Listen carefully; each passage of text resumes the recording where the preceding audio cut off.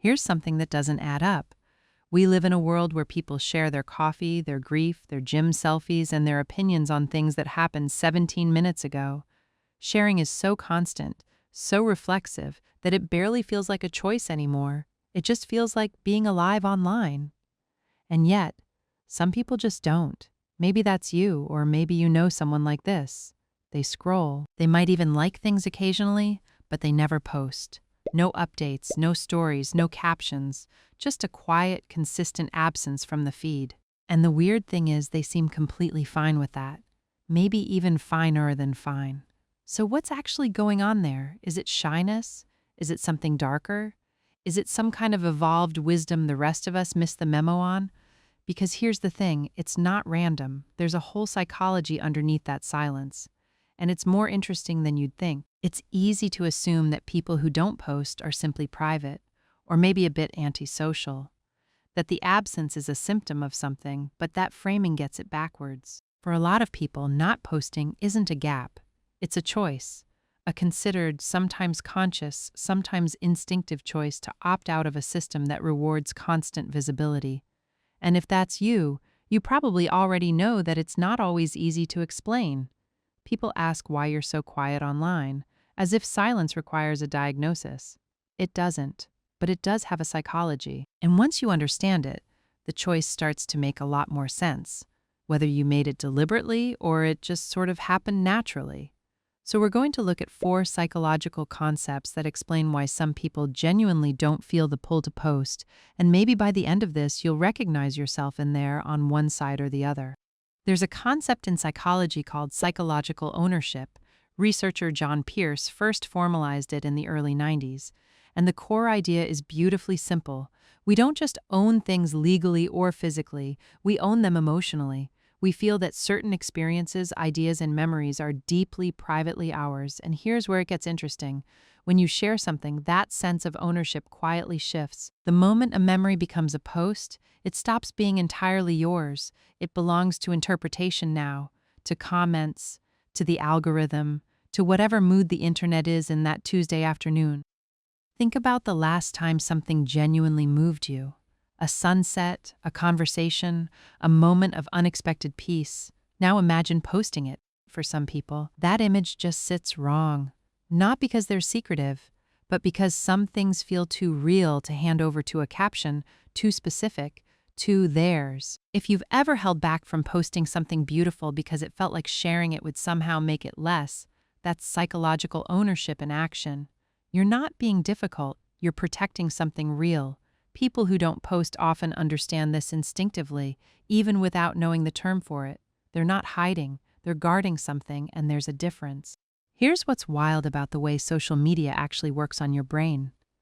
Every time you post something and it gets engagement, likes, comments, a little flood of hearts, your brain releases dopamine, the same chemical involved in every other reward loop humans have ever fallen into.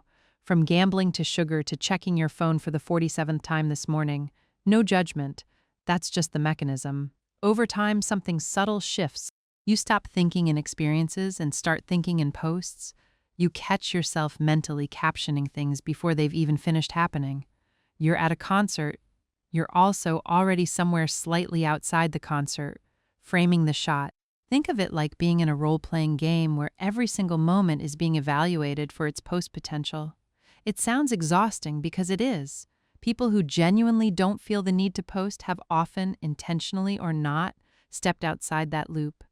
Psychologist Julian Rotter called this an internal locus of control, the sense that your worth and satisfaction come from within rather than from external feedback. If you've never really needed the likes to feel like something happened, that's not detachment. That's a kind of quiet psychological freedom most people are actively trying to claw their way back to.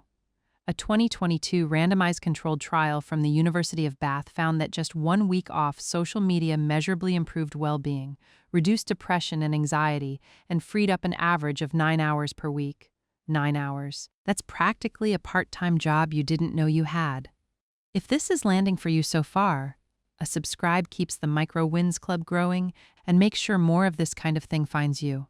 A thumbs up genuinely helps others discover it too. And whether you're someone who never posts or someone quietly wondering if you should stop, drop a comment. I'm actually curious where you land on this. Psychologist Mark Leary developed something called self-presentational theory, and it explains a kind of anxiety that a lot of people feel online without quite having the words for it. The idea is this: social anxiety often isn't about being in a room full of people. It's about the gap between the impression you want to make and the impression you think you're actually making. Online, that gap never closes. You post something, then you wait. And while you wait, there's this low hum of awareness that you're being seen, evaluated, possibly misunderstood. Even when nothing bad happens, the potential is always there. The invisible audience never fully leaves. If that description makes you feel tired just reading it, you're not imagining it.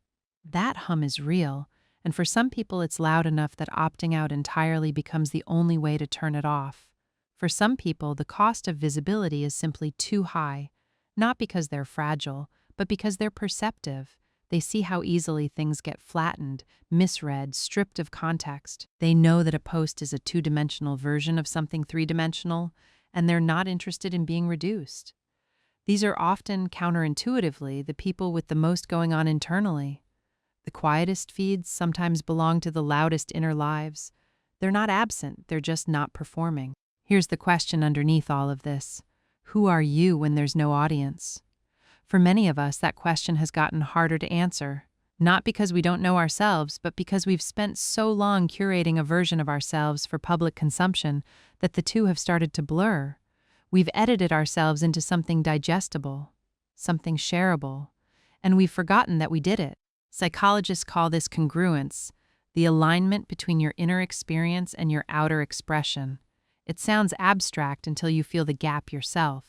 That quiet unease of having performed a version of yourself that felt slightly off, a caption that wasn't quite true, a highlight reel that made your life look like something you weren't sure you were actually living, and sometimes that unease is exactly what tips people over. Not a dramatic decision, just a slow, quiet drift away from the feed, no announcement, just one day they stopped and then kept not starting again. That particular psychology, what actually happens inside the people who step back not with a bang but with a fade, is something we're going to dig into in a follow-up video, because it turns out the journey of disappearing quietly from social media is its own fascinating rabbit hole. The philosopher Albert Camus, not exactly known for his Instagram presence, wrote about the absurdity of performing for others without knowing why.